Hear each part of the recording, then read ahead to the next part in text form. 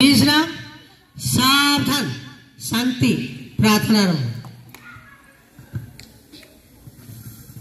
शुभ सकाळ समस्त मो हृदय क्रंदर प्रणाम। मो श्रिया जेना अष्टम श्रेणी छात्री। आज कार्यक्रम आरंभ करने पूर्व मोर समस्त गुरुजी गुरुमा मान को प्रणाम। आज आम से परम पूज्य गुरु जी कि अज्ञान रूपक अंधकार पथरु आलोक रूपक सत्पथ को मार्गदर्शन कराई थांती। आज आम से श्री गुरुंका श्री चरण जुगल शरण नहीं एक गुरुमंत्र गायन करवा। वर्तमान गुरुमंत्र आरंभ कर जाऊ।